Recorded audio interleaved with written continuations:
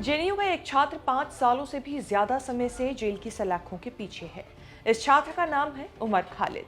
जिस मामले में उमर जेल में है वो कोई छोटे मोटे आरोप नहीं बल्कि यूएपीए के तहत यानी देश विरोधी होने के आरोप लगे हैं।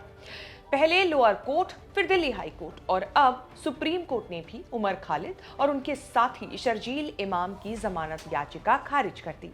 5 साल से भी ज्यादा हुए, न ट्रायल शुरू हुआ और न ही जमानत मिली। उमर खालिद जेल में दिल्ली के दंगों के केस में बंद है और अब अगले 1 साल के लिए भी जमानत के लिए अर्जी नहीं लगा सकते। 2020 से 2026 आ गया। ऐसे में उमर के परिवार के अलावा अगर कोई उनके साथ खड़ा है तो वो उनकी पार्टनर बानो ज्योत्सना लहरी है। गर्लफ्रेंड हम नहीं बोल रहे क्योंकि उमर और बानो ज्योत्सना भी प्यार के रिश्ते में पार्टनरशिप में बिलीव करते हैं, इसीलिए हम इन्हें पार्टनर कहकर ही पुकार रहे हैं।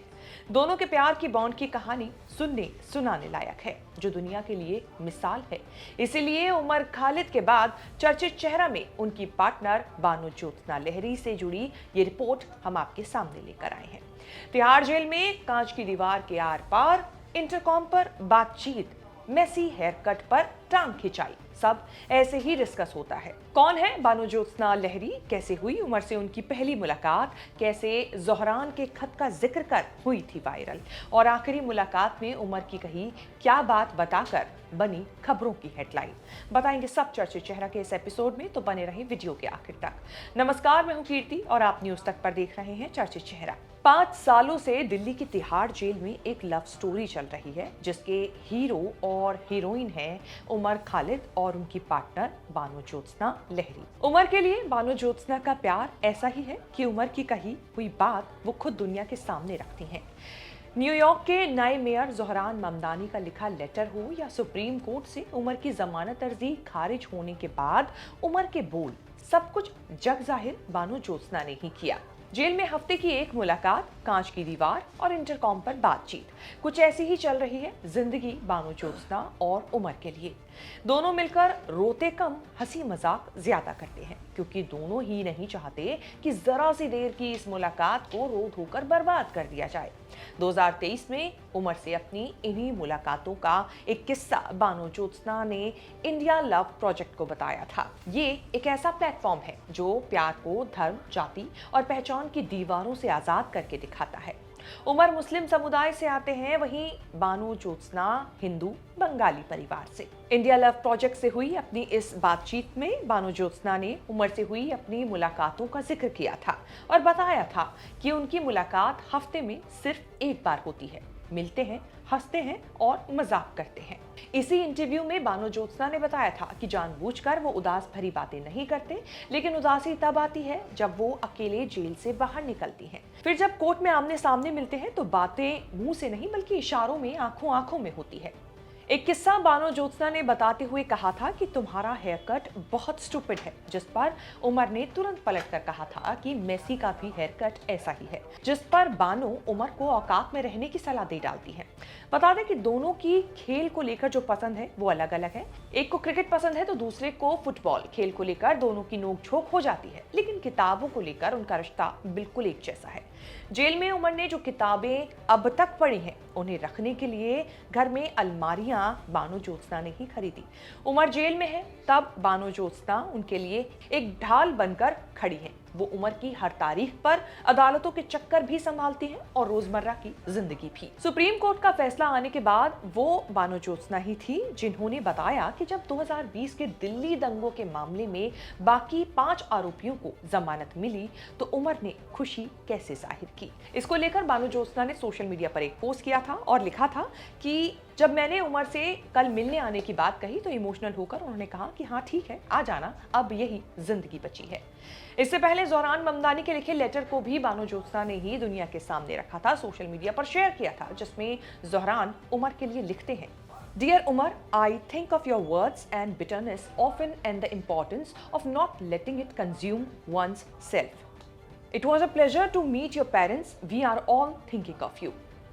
हिंदी में इस बात का अनुवाद करें तो मैं अक्सर तुम्हारे उन शब्दों को याद करता हूं जिनमें तुमने कड़वाहट को खुद पर हावी ना होने देने की बात कही थी।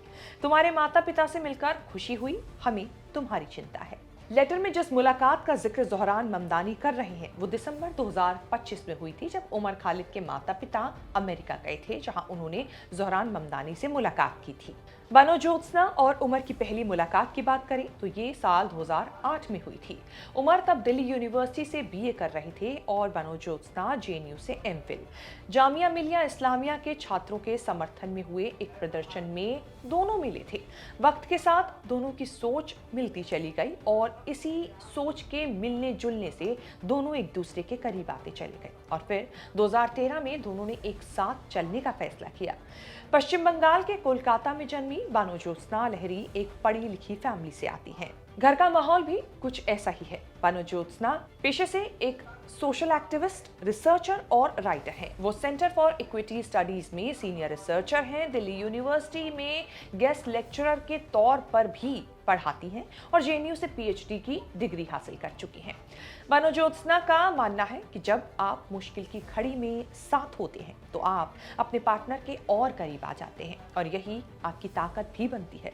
वैसे परिवार भी इस रिश्ते की ताकत है। जहां बानो ज्योत्सना के माता पिता उमर पर गर्व करते हैं तो वहीं उमर के माता पिता भी अपनी बेटी की ही तरह बानो ज्योत्सना से प्यार करते हैं। बता दें कि 2016 में उमर खालिद का नाम सबसे पहले चर्चा में तब आया था जब दिल्ली के जवाहरलाल नेहरू विश्वविद्यालय में देश विरोधी नारा देने के आरोप में उन्हें गिरफ्तार किया गया था, जिसके बाद अपनी सफाई में एक बयान उन्होंने दिया कि मेरा नाम उमर खालिद जरूर है लेकिन मैं आतंकी नहीं हूं। इस मामले में उसे बाद में जमानत भी मिल गई, लेकिन तभी से बीजेपी और आरएसएस के कुछ कट्टरपंथी लोगों ने उमर खालिद को टुकड़े टुकड़े गैंग कहना शुरू कर दिया। उनके विचारधारा पर सवाल उठाए और इसे देश विरोधी बताया। फिलहाल उमर के गले की हड्डी बना हुआ है सीएए और एनआरसी के खिलाफ फरवरी 2020 में हुए दिल्ली दंगे, जिसमें 53 लोगों की मौत हुई, 700 से ज्यादा लोग जख्मी हुए। इसमें उमर खालिद और शर्जील इमाम को राहत मिलने के फिलहाल कोई आसार दिख भी नहीं रहे हैं। कोर्ट ने उमर खालिद और शर्जील इमाम को इस मामले में 1 साल तक जमानत याचिका दाखिल करने से भी रोक दिया है। हालांकि इसी मामले में 5 अन्य आरोपियों गुलफिशा फातिमा, मीरान हैदर, मोहम्मद समीर खान, शादाब अहमद और शिफाउर रहमान को 12 शर्तों के साथ जमानत भी दे दी। चर्चित चेहरा में बानो ज्योत्सना और उमर खालिद से जुड़ी ये रिपोर्ट आपको हमारी कैसी लगी, कमेंट करके जरूर बताएं और आगे भी इस तरह की खबरें देखने के लिए आप बने रहें न्यूज़ तक के साथ।